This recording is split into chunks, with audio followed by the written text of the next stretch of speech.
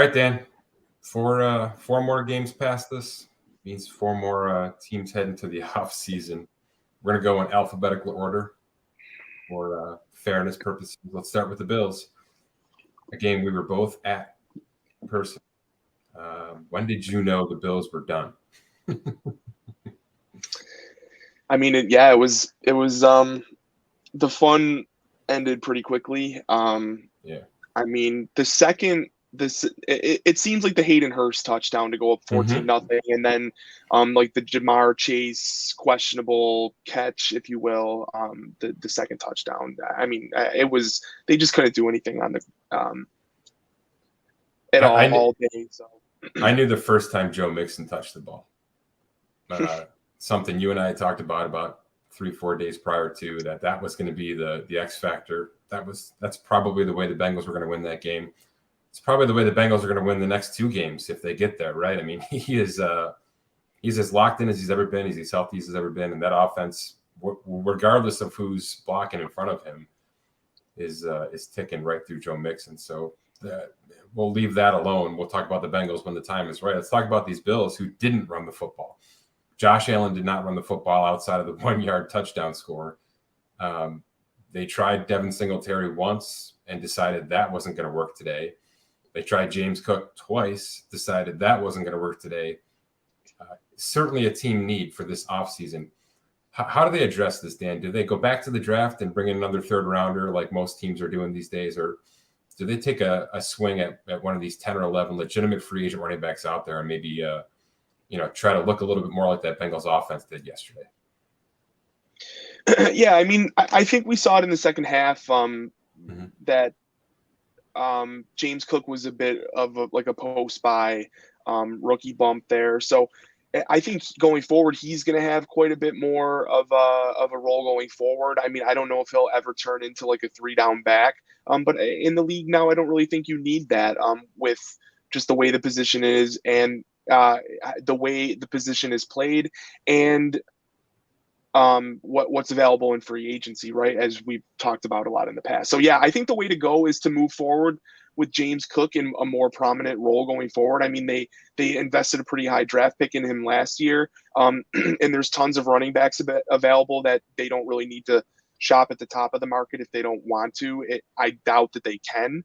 But there's going to be plenty down the line that even if you wanted to add two depth guys, and just kind of remake the running back room in general. But they obviously have to make moves sort of all over, at least little moves all over the offense, right? Yeah, there's a world where, I look at this offense and I see Miles Sanders in it, but you're probably right. I just kind of ran their cap numbers. They're not a big restructure team. So I can sit here and say you can restructure 7-8 contracts, which they did last year to sort of get to this point. I don't know if that's going to be Brandon Beane's operation this year. There's a couple of moves to make, which we'll get to in a second.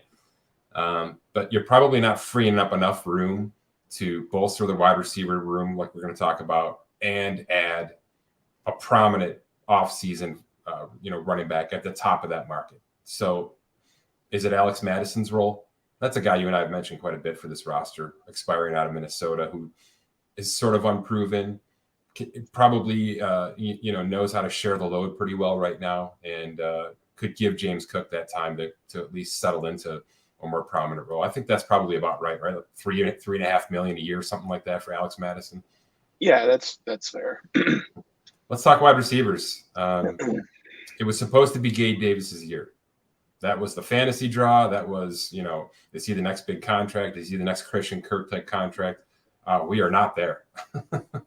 I don't think we're totally off the Gabe Davis train because he did have some moments. And from a statistic standpoint, it's probably right about where he should be. He just didn't exceed it. He just didn't take us to that next level like I think we thought he was going to. Is he a number 2 in this league? Is he a number 2 for this Bills team? I would answer no to both of those. I mean, starting with the Bills, if you're a Super Bowl contender and Gabe Davis is your number 2, I don't think they're going to run that back next year and hope that they get more out of him. He's not really he's just not like a technical football player to the point where like he's ever going to succeed in my opinion, without like volume, and he's going to have pop-up games where you see talent kind of pop, but as a whole in the league, I mean, some other team might be able to utilize him as a number 2 on this current roster, though. I don't think they're going to move forward with him. Trying to use him as an impact wide receiver. They clearly need somebody opposite Steph Diggs. I think you can obviously Gabe Davis can be a very valuable player in the right role. I just don't think how he was utilized this last year is going to be best for him moving forward. So Yeah. If he's on the field for like 3 and 4 wide receiver sets, that might be a better utilization. You cut his snaps way back, just a couple targets a game. He's not really like a take the top off field stretcher, but he can do that. So maybe he's like the deep guy. Steph Diggs is like the route running technician, and you just add a reliable number 2 across from him. And then you have Khalil Shakir as a rookie. You have him locked up a couple years. If he can play a slot role, I don't think you want him getting all the snaps in the slot, but they added a bunch of kind of like depth slot pieces last year, and I could see them kind of doing that. Something similar this year with Khalil Shakir getting the majority of those snaps. So yeah, I'm not off Gabe Davis's train either. I think you characterized that properly. I would add he's effective in the red zone. For some reason, he finds himself space in the red zone that he doesn't find in the middle of the field. I think the best way to look at him right now is that when the opposing defense has more than one legitimate secondary piece, he's not getting the job done. He's not able to create space when there's somebody good enough to stop him. And when there's only one, shutdown corner on the other side of the field, and that's Steph Diggs' option, Gabe Davis has a game. And that's going to be useful in a lot of situations. I think you're right in saying that contenders should accept that, and contenders should look to upgrade that. There are pieces out there, Brandon Cooks, Mike Evans, to some degrees. I'm not going to name some other names yet, but I've got it in the wide receiver piece that contenders should be looking at right now. And if it's about giving up a decent draft pick plus a player like Gabe Davis, let me tell you what it looks like right now. It's funny that both those games happened yesterday. The Bills and the Cowboys looked very similar in that CeeDee Lamb was sort of on an island, and Michael Gallup just didn't know how to get it done. Just didn't know how to get it done for Dak Prescott yesterday. It felt the exact same way with the Bills, only the Bills weren't even trying to go to Steph Diggs, and you know what happened after that game. He's making us very aware of that right now. So I put those two situations very similar. We're going to talk about the Cowboys in a minute here, but clearly there's a wide receiver upgrade in Buffalo that needs to happen. Clearly there's a running back upgrade that needs to happen. I don't think from a running back standpoint they're going to try to break the bank. Let's quickly talk about – yeah. I was just going to say that was when we did off-season reviews last year. I think that were the glaring holes that people came into the season with kind of bore out over the course of the year, right? We were in week 3 or 4, Gabe Davis went out with an injury, and immediately there were questions locally who was going to play outside. Everybody else on the roster, Jamison Crowder, all these other guys were slot guys, and very few. Jake Kumaro was the only guy. All of a sudden, he's your number 2 outside receiver on a Super Bowl contending team. Like I think we came into the Bills came into the season very thin there, and as soon as Gabe Davis went out, the lack of depth showed itself, and they're quite honestly lucky that Diggs and Davis stayed healthy the rest of the year. Or else this might have happened a little bit sooner here. So I think that's a pretty obvious, area of need that needs to be addressed. So just to hammer that question. No question. Let's flip to the quickly. The offensive line is obviously, and by the way, there's 4 teams that we're talking about here, right? All 4 of them need interior offensive line help, all of them. So it's just going to be the thing in the league. It's where most of the league is going, right? Quick releases mean the inside of the line has to be outstanding. As we saw, a couple of these quarterbacks get basically taken out of their games this postseason because of it. I'm putting Mitch Morris on the roster bubble right now for Buffalo because of the $6+ million to free up, and because I think they can do better there right now, even though there's quite a lot of intangibles built into him right now. Outside of that, the left guard is expiring. Roger Saffold, that's going to have to be an area of concern, possibly even with the first-round pick. I've heard quite a bit about that. And then we got to flip to the defense, Dan. Here, I'm gonna put this completely on you because I've said it enough times. But what happens with Tremaine Edmonds, the off-ball linebacker, and Jordan Poyer, the safety, this offseason? Should I give you my valuations for them first and then let you decide? I think I know where it's going, but yeah, go ahead. Yeah, I mean, I'm low on both. I've got them both at 11 million. So I've got Jordan Poyer, the safety, at 11 million, where that market, he's 30 something, but the safety market's in the 18s now, and the off-ball linebacker market's now at 20 because of Roquan Smith. But I've got them both at 11. Obviously, both have ridiculous intangibles. Tremaine Edmonds is ridiculously young. He's a year and a half younger than most guys hitting the market at his age after 5 years in the league. Both have a ton of value. But from Poyer's standpoint, I would talk injuries and age. And from Edmonds' standpoint, I would talk more intangibles than tangibles. And I don't know if that's something you can pay for. So there's my 30-second take. I don't know where you stand on this. So I don't really have I think they're good players.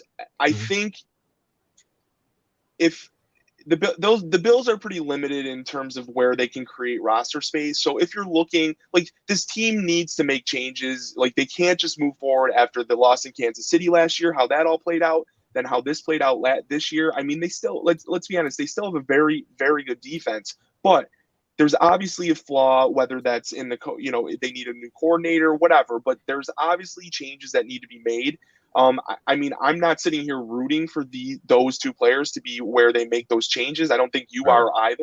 But if we're looking for space, those are kind of two spots where you're going to look to create space. And specifically with Edmonds, I mean, I don't know if you want to lock in, a middle linebacker there moving forward for that kind of money when you're already limited in your maneuverability, with the roster moving forward. So I totally agree with you. I think it's really in consideration. I mean, the Poyer stuff, I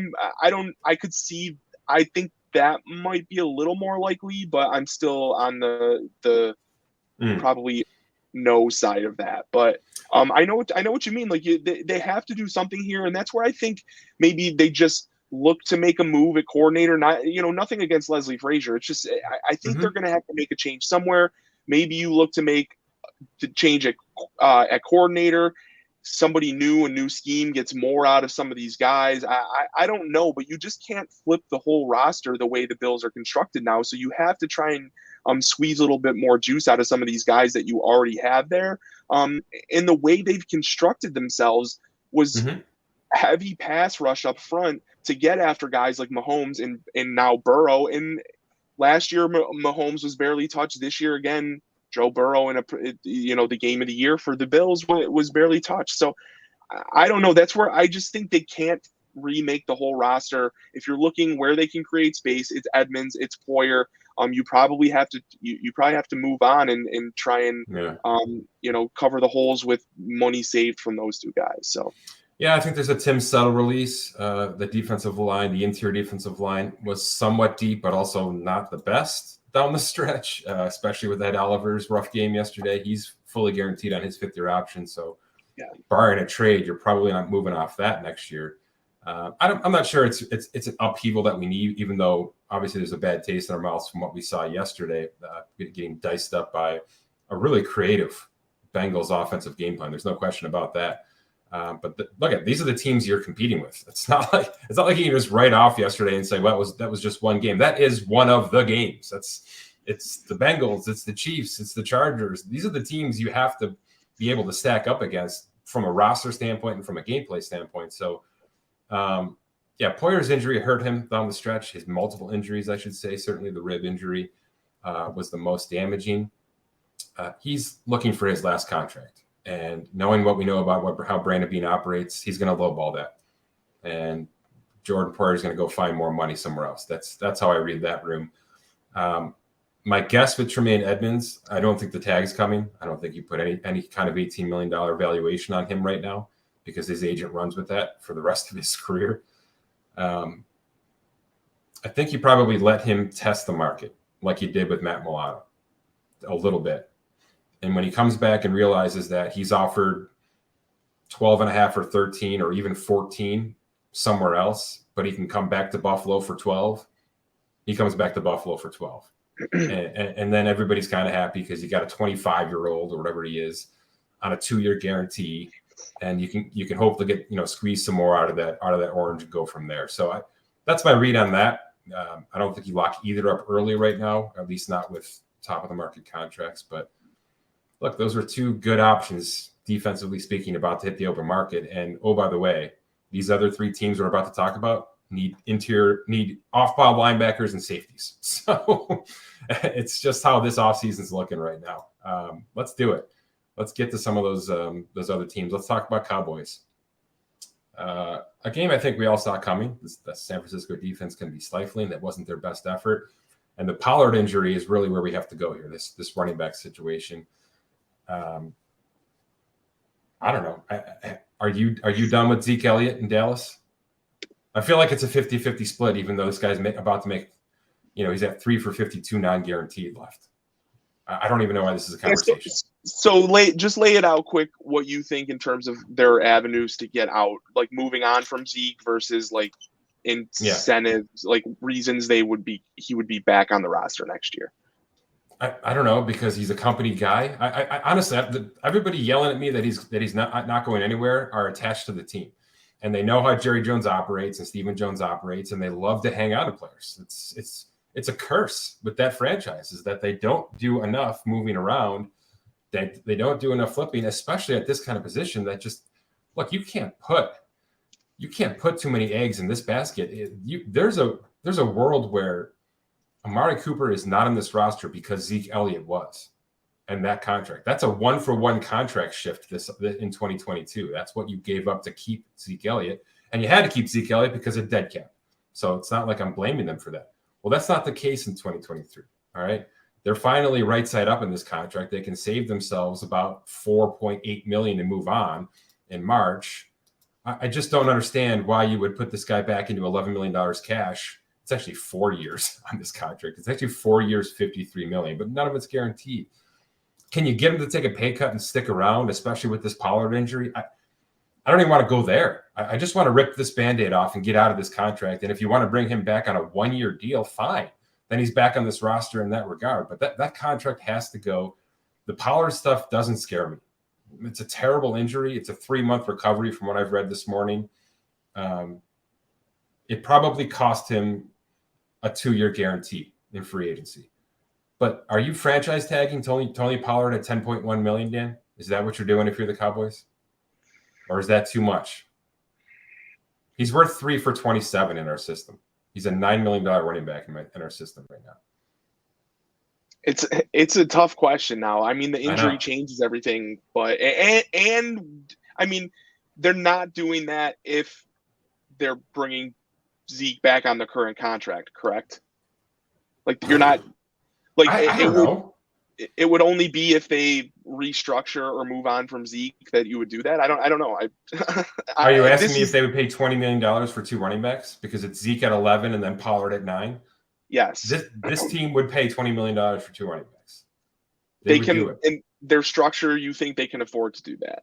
No, of course not. But they'll do it. Okay. Of course not. Look, I did the math in our notes, and to me, it's this simple. You release Zeke, you save $4.8 million, you franchise tag Pollard at 10.1 or around 10, and all you're doing is adding $5 million of cap to get the player that you probably want in the first place. Am I wrong? No, that's you bring in a veteran minimum guy to be the RB2 behind Pollard. You hope Pollard's leg holds up for 2023, and then you're right back at square one with no obligations financially to a running back, which is probably where most teams want to be every offseason. Let's be honest about that situation. Let's just assume that's the case. Pollard's back. Zeke is out of this contract. I'm not going to say he's off the roster. He's out of this contract, and we move forward.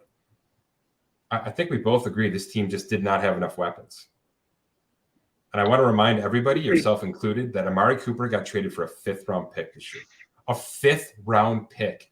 And they did it before the Hill move, before the Adams move, before the Kirk free agent. They did it as early as humanly possible, as if to say, we're going to get out in front of this because this is going to be an amazing deal. We're going to move off this 3 for 60, 1 for 20 Amari Cooper contract because $20 million is just too much for a wide receiver.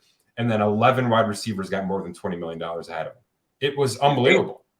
Unbelievable. And then Chase Claypool gets dealt for a second. 34th or 5th overall pick or whatever. The 32nd. It's the 32nd pick. What are we doing, America? Oh, yeah. No, I know. That's crazy. That's like good on Cleveland. I'll say that tongue in cheek, but it was a great move by the front office to identify like a team that was up against the wall and needed to, create cap space. And they jumped on, questionably, but potentially elite receiver. So some people would debate that, but I totally agree. It's I don't know what you know what they need this offseason, Dan? They need Amari Cooper. They needed him last year too. Yeah, I really did like your comparison with the Bills that like it's basically CeeDee Lamb in that offense. Once Tony Pollard got injured, there was just nothing else they could do. I have been a Michael Gallup supporter. It just has not borne out. Maybe it's lingering injury stuff, but they need to add there, just like the Bills need to add across from Stephon Diggs. So I totally agree with your comparison there. CeeDee Lamb is now extension eligible. He's a almost $23 million wide receiver in our system. I think AJ Brown's $25 million a year is in play.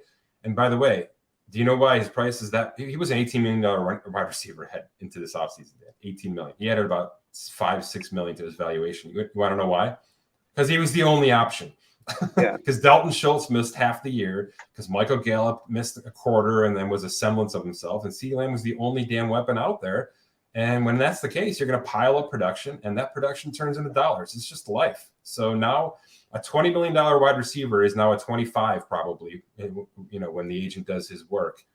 And that's life. And you're probably going to have to pay that right now. I don't know why CeeDee would make them wait. So are you indirectly saying that Dallas shot themselves in the foot and inflated the price on CeeDee Lamb because of the Z contract? Yeah, it makes sense. Yeah, it's bad. To me, it's bad management. It's bad management of a good roster. And it's them saying we can trim some cash and still win enough football games. And you know what they look like? They look like every other Dallas team we've seen over the past decade. That's what they were. I mean, that's where we are. They're a divisional round team. So they had a chance to have a surplus. They had a chance to really figure some things out. And I thought they shot themselves in the foot with that Amari Cooper move immediately, especially for the compensation they got back. All right. Cap wise, look, they're at about $6 million, top 51 right now. Here's the one to talk about. And I don't mean to be Stephen A. Smith hot take guy, but I'm reading the numbers. That's all I'm doing. They can restructure Dak because he's got like a $39 million cap hit next year. It might even be more. I got to look quickly. But they can restructure Dak and free up about $24 million of space. A $49 million cap hit next year.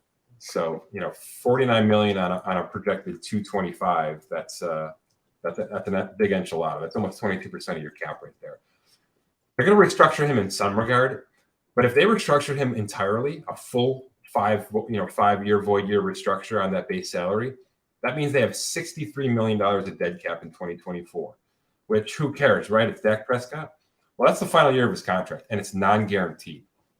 So it's kind of a Tennessee Titans Ryan Tannehill situation, if you want to put it in that regard, where Tennessee did not restructure Tannehill before 2022. They kept that super high cap hit because they wanted to have an option right now, and they have that option. They can now get out of Tannehill's contract, save $28 million or such in cap, and go on with their lives from there. Do you believe that the Cowboys have to be careful about this $49 million cap hit being moved because there may be a decision to be made after 2023? On whether to keep Dak or move on? Yeah, hell yeah. Man, I mean, trying to kind of nail down what Jerry Jones is going to do and handle this roster is sort of impossible, but I think it's fair to question whether Dak is the guy, or just a guy.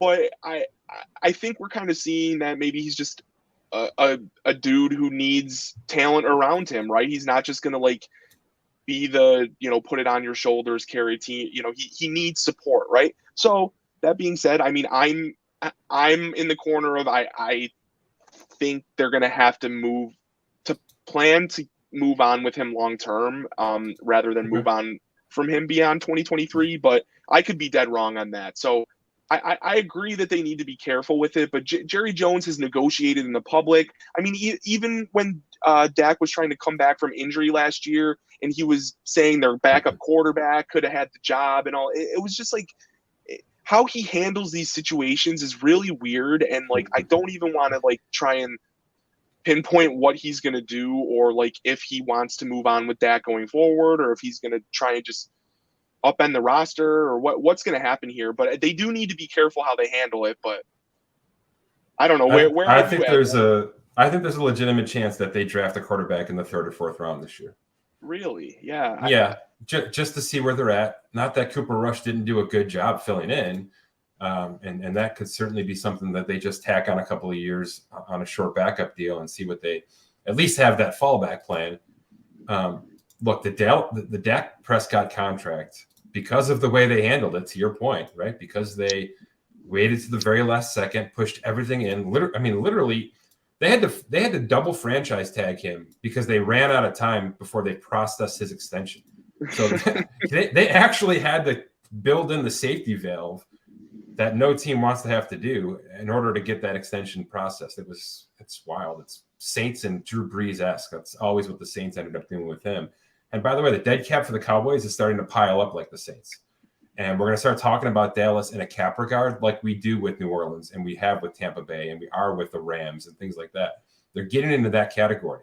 And it's because they did a short deal with Dak with a huge signing bonus, and they've already restructured him twice. And if they restructure him again, the numbers are going to look really gross, not only next year, but then after this contract expires, even if they extend him and they start to spread those things out, you're talking $19, $20 million of dead cap per year being added to that next contract. So let's say everything goes well and he's the quarterback for the next 5 years. It's going to make it really hard to structure that third contract because you have pushed and pushed and pushed, and you waited to the last second and maxed out his signing bonus and did all the things that the Saints love to do. That's where we're headed. So buyer beware with everything that Dallas is doing right now. And by the way, that they're going to do the same thing with CeeDee Lamb, right? And next year they're going to do the exact same thing with Micah Parsons. It's just how they do business. But it really hampers the way that they can build for depth, because when you've got 4 contracts structured like this and you see all that plugged up cap, there's just nowhere else to go outside of that. Right, and to our point, if Dak is a guy that needs support around him, and you're handcuffing yourself in the ways that you can provide that support around him via adds to the roster, I don't know where they go. It's competing arguments, isn't it? You know how we sort of just like talked it into existence last week with the whole Vikings, Jefferson, do they just kind of stop now and blow it up? Are we sort of like trending in that direction that maybe Dallas should just like take why we're not? Because of Micah Parsons. Right, and that makes sense. That's why we're not. They have core players on both sides of the ball, really in every element, and I don't think we can call Trevon Diggs that anymore. He had a really rough 2022 and certainly in the postseason. But I guess there's enough players around the roster. Like they even found a left tackle out of nowhere here. This Tyler. Yeah, I was gonna say it's an aging offensive line. I think you could. The Micah Parsons thing kind of lingers in the back of my mind. Like without him, though, I think it's like you kind of have an old roster approaching cap hell with a quarterback that you're not totally sure what you have. I mean, I could see somebody making a point that they should. I mean, I doubt they would ever do that. I'm just saying, though, if you're going to keep, compounding the problem year after year into the future, like you kind of got to stop at some point and say. And by the way, how we know, because we talked about how much Jerry Jones loves to, stick with his guys and maybe too long in a lot of cases, but it's 100% fair for us to be having this conversation right now with Dak Prescott because of how they treated that second contract. Because they went out there publicly and said, we're waiting to the very last second. We're franchise tagging him. We're going to lowball the offer. We're going to make sure that we do everything possible to get what we need out of this contract because we don't believe he's at the top of the market contract. And when it was all said and done, he was a $40 million quarterback, which wasn't top of the market, but it was pretty damn close. So they've shown us with their contractual negotiations that they have issues with Dak Prescott too. They sure. showed it to us. So we're allowed to have this conversation, especially now that the thing's basically on a 1-year tender. Anything else, Cowboys, we have to get to here? One of the team needs I have is interior line, as I mentioned, basically everybody. The left guard is headed for free agency, and the young center rookie is on an expiring contract. Are they fine, though, if they just keep Zeke Elliott and make him the center going forward on that 4-year contract? You didn't think I was going to get through this without saying something, right? Let's move on to the Giants. Where are we with the Giants? Have we ever had a more back and forth situation? I mean, eight days ago, Daniel Jones was, we have to extend this guy tomorrow, give him $150 million guaranteed. I bet you half of Giants land right now is like, I don't know. I'm not even sure worth the franchise tag. Don't you feel that way after just a 1-day clunker? Yeah, probably. But I think after what we've seen him and Dable do this year with literally no weapons for the most of the year. They were not supposed to be here, Dan. This was not supposed to be happening. That's keep going. That is exactly the point to be making. Yes. Yeah. So year 2 of Joe Shine, Brian Dable, I think as they start to like sink their teeth into this roster, they're going to put the players around him that they want to utilize. And who knows? Maybe they just don't see Daniel Jones as the kind of guy they want moving forward. But everything that Dable has said and how they've operated, it seems like they're at least wanting to see what they have there. I mean, we all know you're always chasing the franchise quarterback. It's really hard to move on from a guy you don't really know what you have in. And I think Daniel Jones did enough this past year for us to question our priors on if we really know what he's able to do going forward. So I do want to see them put some pieces around him. And I would like to see him there for, maybe like some sort of short-ish commitment to him, 2-3 years, something like that, that just gives him another, lets them kick tires on him and lets him sort of just see if he can build on what he did last year. So yeah, this was supposed to be we acquired the Dave Gettleman mess, and we're taking on $55 million in dead cap, and we're just going to kind of, gut through this year. It's a big old showcase evaluation year for everybody on this roster right now. If we've kept you, it's because we think you have a chance on a 1-year basis. And a lot of guys passed that test. Let's put it that way. And half that team probably didn't. That's just life with a new regime. And that's where we are. New GM, new head coach, new everything. They outkicked their coverage. They had a hell of a year going through that transition bridge year that they were in. And Daniel Jones was a part of that, and he got better as the year progressed. That's all you can ask right now, because now what they get to do is take Daniel Jones for, let's say, 3 more years, two fully guaranteed. Let's say it's 3 for 75 or 3 for 80, something like that, whatever it is. Maybe it's 3 for 100. Maybe 33 million is the going rate for an I don't know quarterback right now. That's probably about right. But they now get to see him for 2 years fully guaranteed around pieces that they want there, not pieces that they acquired. So I think that's the way to look at this. And by the way, it starts with the wide receiver room. I think you mentioned it there. Tons of holdovers. They brought over a couple of players from Buffalo who, Hodgins worked out gangbusters. Sterling Shepard, Richie James, Darius Slayton, all pending free agents. Kenny Galladay is still on this roster, Dan. He's got a $4.5 million roster bonus that's fully guaranteed. But if they move on, they can save about $6.5 million a cap. Are they paying that roster bonus to say, go away, please? How do you keep this guy? He wasn't even dressing some games. Yeah, regardless, I would say the odds on him returning to New York are not good. So however they move on from him cap wise, you're gonna pay him that cash to go away. I think you have to, right?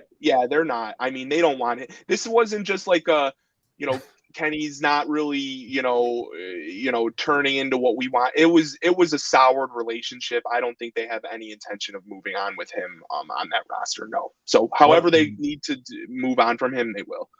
One of the worst free agent contracts in NFL history. Just so pretty easily. Yeah, it's up there. It's no question it's up there.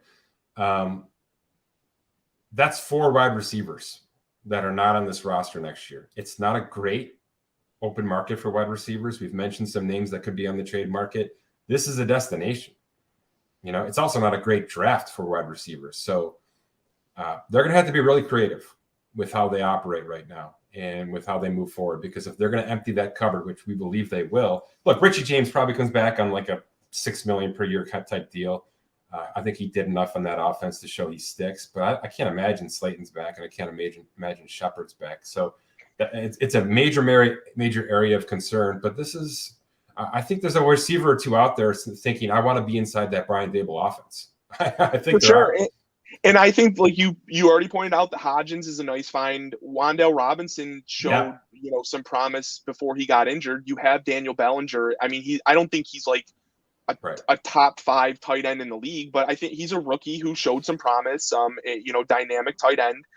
I think you have some pieces there that you just like. So you don't need to blow this up by any means. You're just moving on from some key parts of that surrounding Daniel Jones with some better, pieces that are better suited for their specific offense, and see what you have. I think a few quick moves could remake things there quickly. Yeah. There's going to be a big push for Daniel Jones to get the $32 million franchise tag. Are you in that camp or not?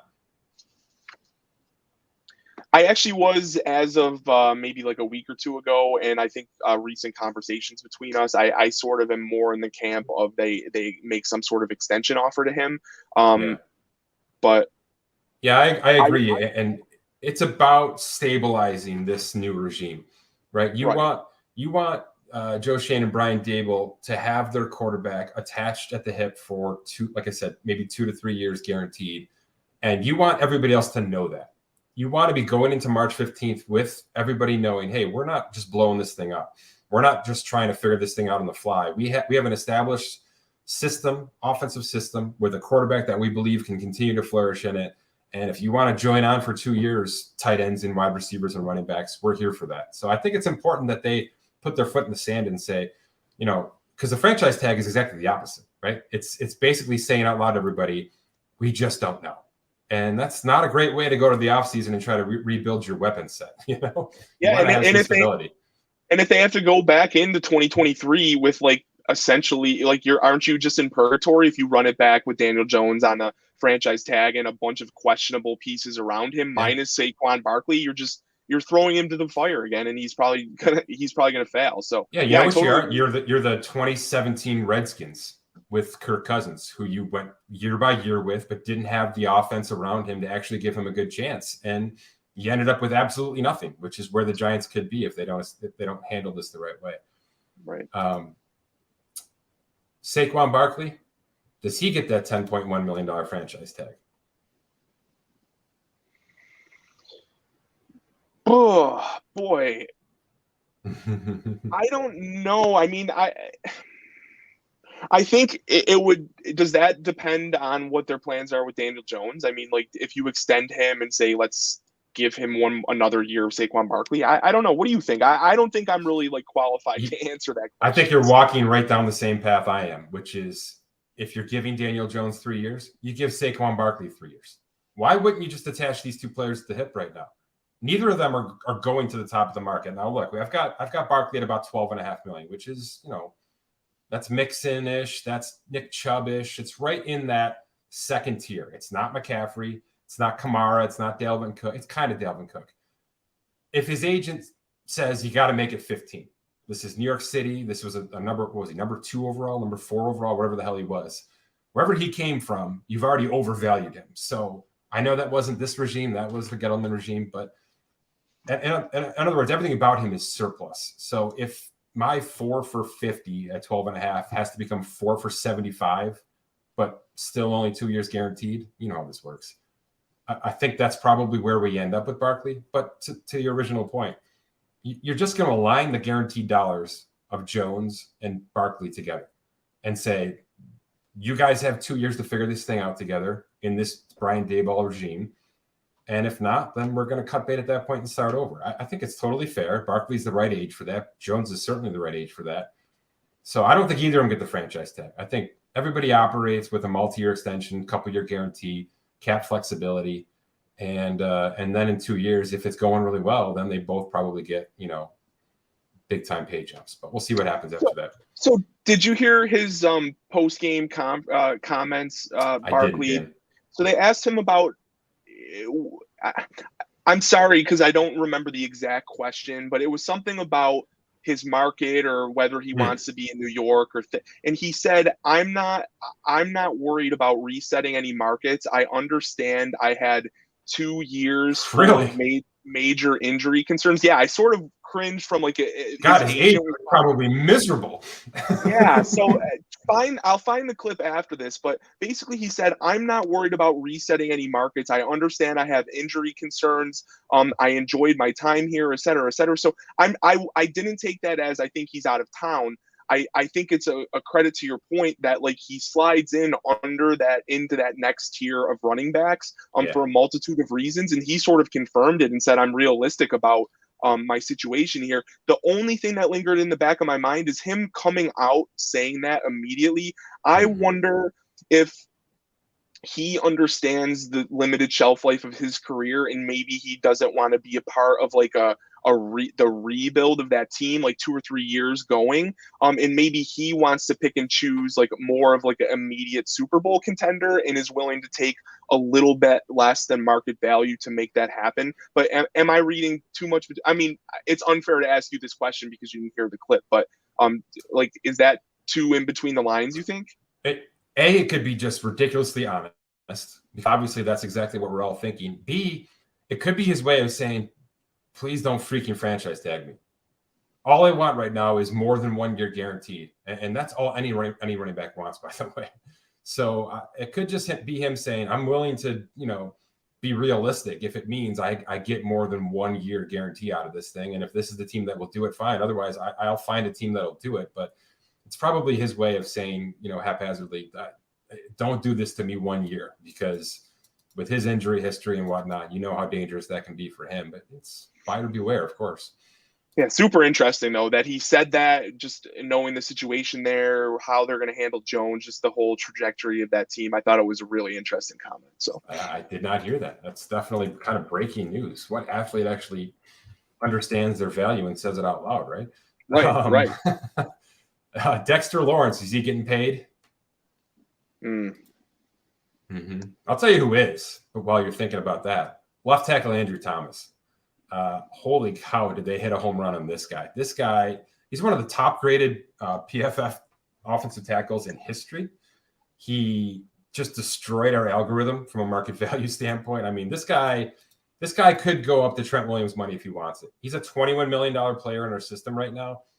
If he and his agent stand in front of the Giants and say, you got to make us the highest paid tackle in the history of football, I don't think anybody would bend too much. Because what are the Giants going to say? No, we don't really need a left tackle right now with Daniel Jones. Right. So he's absolutely soared to the top of that list. The Dexter Lawrence stuff is interesting because it's kind of a 1 year wonder here. He started to come on late last year. The Leonard Williams stuff with Dexter Lawrence has worked out well, but Leonard Williams is entering an expiring contract. Dexter Lawrence is entering the 5th year of his contract, and obviously it's time to really start to think about this thing. So, hell of a year. He's not, an Aaron Donald type valuation in our system because it's kind of just come out of nowhere. He's more of a Grady Jarrett type player around that $16, $17 million mark. I don't know. Are the Giants in position to be doing that right now? I guess is the best question. Are they, Dan, are they a real contender? Can they win their division next year? No, I mean, it's right? really tough. That's why I think they're in sort of like a 2-3 year window, which I like your points about lining up the guarantees on offense and how they handle these other players. I'm not Good sure. luck, right? I don't know. I mean, you've got Thibodeau. Obviously, he's a stud. I mean, that's the Micah Parsons you needed. He really rounded into form. I think you're probably paying Lawrence just to lower that cap hit on the 5th year option, and I guess give him the 3 years guaranteed. So I guess now we're saying you're going to align Lawrence and Barkley and Jones sort of at the hip here, and see what the next 2 to 3 years gets you, and hopefully that Joe Shane can build a hell of a team around them with some depth. But they're third in this division until they're not. Until Dallas falters, and certainly the Eagles, who are going to have their own sort of defensive troubles this offseason. But they're third in this division, let alone the NFC at this point. All right. Well, and to our earlier point, though, very few commitments financially too. So if they wanted to pay those guys, like just to say, like we're not going to totally go down to the gut. You don't have to strip it down bare bones. That if they want to have a couple key pieces on defense, very cheap rookie-ish deals on everywhere else on the roster, beyond quarterback, then yeah, I'd have no issue with it. So yeah, it's not, we're outside of the running back with Barkley. It's not like we're talking about players that don't bring utter importance to the game. 100% of the snaps. These are guys that are out there every single time.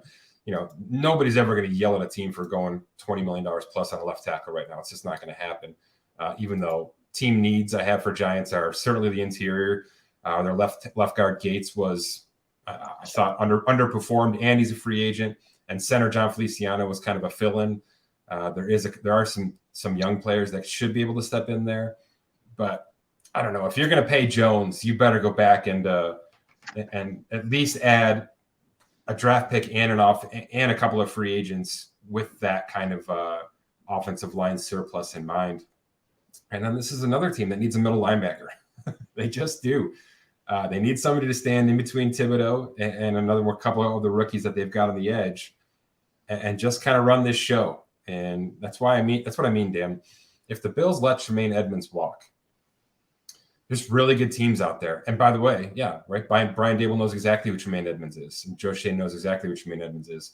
This is a team that could easily walk in there and say, this is a guy right now with the pass rush that we've established over the past 18 months here that could just step into our defense and take over tomorrow with a bit of an overpay. So it's interesting to see where that weapon specifically ends up in the next couple of weeks, because I do think if it's not the Bills, it could be a very good team that signs him. Right, and laying all of that out, Mike, I mean, like, if Daniel Jones is at least competent, you add some offensive pieces around him. You have Thibodeau, Lawrence, if you throw Edmonds onto that defense. Yeah. Like, we said how it's an uphill climb to chase the Eagles at the moment, but the rest of that division is up for grabs. The Cowboys as well, but we just laid out what a mess they're going towards. It's not out of the realm that this is a already close to a legitimate wild card contender for the next few years, right? And you could also establish the fact that they could win a lot of ball games with their defense. Exactly. By opting to build in favor of the defense versus going huge on the offensive side of the ball. So there's a world where a lot of these things make a ton of sense. I saved the Jaguars for last, one, because they're alphabetically last, and two, because I just don't have that much to say. This is a team that did so much damage this offseason. They led the league in guarantees added. It was like $158 million added in free agency and guaranteed dollars. A lot of it really paid off. You got to give these guys a heck of a lot of credit. I think that's Trent Baalke doing some of that work, which he's had his ups and downs, that's for sure. But Peterson made a lot of this stuff work, especially offensively. There's holes. You don't have really a massive extension that has to get done. I've got Josh Allen, the edge defender, as a potential extension candidate. He's entering his fifth-year option, fully guaranteed at about $11 million. I mean, he's not the next top of the market edge defender contract. He's more of like a Matt Judon type deal. So Jacksonville could easily do something like that if he'll bite and keep him around for 2-3 more years. They're $20 million over in terms of their top 51 cap right now, which probably surprises people, but it makes sense if you think about it, right? Free agent contracts, generally the second year of those deals is where the big cap boom is. So they're going to have to restructure the hell out of this roster just to get themselves healthy. Christian Kirk, Cam Robinson, Brandon Sheriff, that right there frees you up like $35 million of cap space. So they're going to be okay. And then I think it's about the secondary. And that's where I have the most focus on this team right now is, probably moving on from Shaq Griffin, which frees up $13 million. You just got to get out of that contract. And then I think it's a total rebuild. I mean, I am drafting as heavily as possible in that secondary to get young and fast, because this is a division that they should just roll through now. Just absolute roll through. If they play their cards right, they should own this division now, being a level above everybody else. And the Colts, the Colts starting over. What do you think?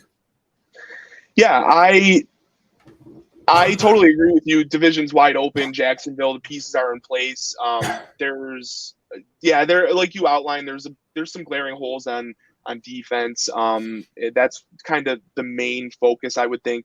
I personally, I think Doug Peterson's a coach who can get less is more out of his offensive personnel. But now you add Calvin Ridley. There's some major question marks. He's basically been out of football for almost 2 years now. Some big question marks about what you'll exactly get out of him. But if that's another impactful piece you add there, you address some defensive holes. I really like this team, the team and how they're set up to move forward in that division going forward. So tons of question marks in Indy. Tennessee, they could have we're both. I think they blow it up, Dan. I think they blow it up. Yeah, we're big Mike Vrabel guys, but they're closer to probably blowing it up than they are to kind of pushing forward too. So, it's wide open there for years to come, and from our perspective. Are they paying Evan Engram, or are they going to try to upgrade there? I got him at about $9 million a year. I mean, he certainly had his moments, but I'm not sure he's consistently a number one tight end, is he?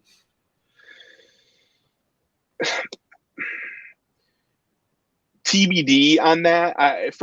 Is he a number one tight end? But I think both sides. Let's compare this to Hunter Henry, who was an emerging tight end a few years ago. In a good offense, but people thought that maybe there's a next step up for him. Maybe there's a little bit more meat on the bone. Let's see if he goes somewhere else. Well, we saw how that played out. He landed in a worse offense. The numbers haven't necessarily lived up to how they're bearing out. So Evan Engram had a promising rookie season, followed up by a couple of clunkers in New York. He sees a new change of scenery, and he has basically an explosion year. So I think there's some question marks for both sides. I think the player would be realistic that his track record necessarily hasn't been that great. So maybe he would. All of this is to say that I think it went so well in Jacksonville for him that he would be motivated to kind of want to stay in that place. So if they give him a reasonable contract, that the team might have motivation to just run it back with a talented player. Athletically, there's questions about technically if he's a good tight end, but physically and athletically, he's an incredible talent. And from both sides should have motivation to sort of meet somewhere in the middle. I know they're both going to be wanting to find value, but I think he should want to stay in Jacksonville a little bit longer. They probably want him back, unless some team just blows the doors off with a major contract. But then we see how that works out with the Hunter Henry comparison. It's not a great tight end market, but I think Mike Gesicki's out there. I think Dalton Schultz is out there, unless he gets a second franchise tag in Dallas. I didn't even mention that part of it. Yeah. Jesus. But he might be out there, and those are options. Those are legitimate options. I agree with you that I think both sides understand. And by the way, Pearson's offenses have generally focused on a tight end, right? That was the Zach Ertz stuff. Dallas Goedert there at the end. There's a world where his role actually expands. And by the way, there's a world where his role actually gets easier next year because Calvin Ridley's here. I mean, this is going to be Christian Kirk, Zay Jones, Calvin Ridley, and potentially Evan Engram with ETN out of the backfield. That's potent. I mean, that's way better than anything else the AFC South has to offer, let alone much of the AFC, right? Yeah, and I'd be shocked if they don't add a number two. I mean, we saw they moved on from James Robinson earlier. Then it was JaMychal Hasty and a bunch of no-names. So I think they'll definitely be one of these teams that are in on one of these, maybe one of the running backs that the market kind of falls down, falls a little bit on. So, yeah, I think it's all set up for them to, like we just laid out, offense is there and make some moves on defense, and you're set up for the long term. Yeah, keep upgrading that O-line. They got to keep going. The right side needs some help, and the center position needs some depth.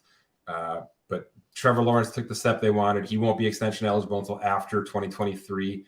And, they did a lot of their contract damage last year. So it's going to be an offseason of restructures, maybe a Josh Allen extension, maybe an Evan Engram extension.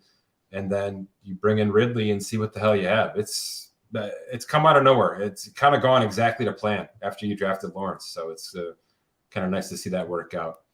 Anything else on these four teams before we get the heck out of here for today? No, I think we. Here's a question: which of these four teams is not back in the divisional round next year?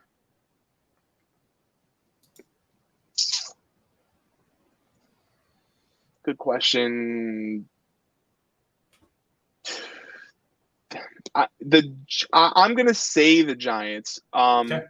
Hot take: the Cowboys. I think the Giants would be the easiest answer. Yeah, right. Exactly. Because of their divisional, like we talked about. I mean, the Eagles and Cowboys probably should be better than them, unless they have a hell of an offseason. Yeah, I can get there. I'm a little concerned about Josh Allen's elbow. More than a little. Especially after he got hit again with 5 minutes to go in that game yesterday. I have a feeling we're going to see more medical news about that coming out soon, and possibly whatever you do with a UCL. I don't know if it's surgery. I know a lot of baseball guys. It's one of those things, Dan, where people pitch through it, right? And then they get something done to it, and then they have to take a month or so off, and then they're right back at it, right? It's a weird injury. It's not a year-long injury most of the time for pitchers, but it's a nagging injury. It's one of those things that keeps coming back. Is that incorrect in saying? From what I know, no, that's correct. Yeah. Yeah, that's what Trevor Story's dealing with right now, right? And he's going to miss some time now with the Boston Red Sox. I think that's right. Yeah. So I think it's functional, as you saw Josh Allen be functional after suffering that injury. But there's probably more to that coming in the next couple of weeks here once everything settles down. All right, my pick's going to be the Giants too. I know it's the chalk pick, but I do think that they have too many hills to climb this offseason, too many holes to replace. I don't think they belonged here in the first place, and I think they understand that. But good on them, because I think they figured out some things. I think they know that the system that they have is going to work. They just have to take, I think, 2 off seasons to fill in those blanks. That's all. And then at that time, Dak Prescott might be right going down instead of up. Who knows where the Eagles will be? Because talk about teams that get themselves in cap hell. That's the ultimate. That's the triple bonus team, right? And they're going to pay Jalen Hurts this year, which is going to impact the way that they can build the rest of that roster going forward. So there's But Howie Roseman, man. Whew. AJ Brown, out, right? everything about what he's done for, I don't know, a decade now, outside of Wentz. And by the way, even Wentz wasn't the worst when he was there. It wasn't the worst. He got outplayed, and then they understood that the problem was between the 2 ears and not so much anywhere else. But there's a lot of hits in that Eagles front office, a lot of hits, and they showed that this offseason. So who's going to be that team this year, right? Who's going to be the team that sees what they have and just develops the crap out of the roster around them, literally goes all in? Is there a team you have set in mind right now off the top of your head? It's weird, right? Because a lot of these rookie quarterbacks had kind of like whatever years. Are you super psyched about any of the rookie quarterbacks right now? Even the year 2 guys outside of Trevor? I think Fields is super interesting, but we've talked. I think the exciting part of Justin Fields might be the detriment too, if he's going to struggle. Like if he needs to develop on the throwing side of things a little bit, but I don't know. I'm somewhere in the middle. I know what you mean. It's been overall disappointing, but I don't know. I'm going to punt. It's a weird year for that discussion. The Bears could be that team, quite frankly. The Bears could be that team because, well, I guess we could say the Lions, although they don't have the young quarterback. But the Lions could be the team that really, go out and spend $150 million in free agency and try to actually get this thing right. So, yeah, good pick. I like that. They showed enough. Dan Campbell's kind of won everybody over. They have pieces there. I don't know. Like maybe that's next. Like maybe we're going to be a year too early on that. Maybe that's next year after they hypothetically move on from Goff or whatever happens with Jared Goff. But I like that. They're a team that's probably going to look in the mirror at some point and kind of put the foot on the gas a little bit. So good stuff, man. All right. Thanks, Mike.